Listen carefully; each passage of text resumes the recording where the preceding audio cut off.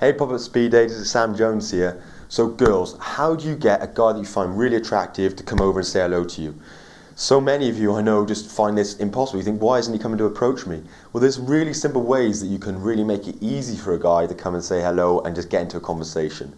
But first of all, you need to understand why we're not approaching. The first reason why is a lot of men are so nervous about coming over because we naturally think, this fear in our head is that they're going to embarrass us, that we're not going to be good enough, we're going to make a fool out of ourselves. So that's the thing going on in our head.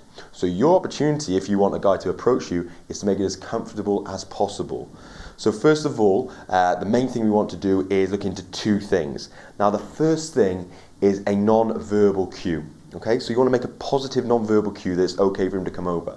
So you're standing with your girls or you're standing just on your own and you see a guy over there. So just simple, just a look and a positive cue, whether that's a smile. You get some very flirtatious girls that like kind of touch their hair. It might be a bit far for you, I don't know. But just a simple smile, just to say it's okay to come over. Now that's the first thing. You can repeat that as many times as you want, but sometimes you've got to be a bit more direct, a bit more forceful to make things happen.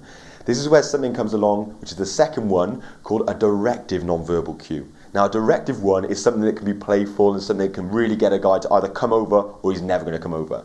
So that's as simple as a nice positive one you've given him first, and then more of a directive one would be like that sort of come over here sort of thing, or a nod, or maybe I've seen people before just like touch their watch, that sort of thing. Just a bit playful and to get a guy really to come over and then know it's a bit of fun.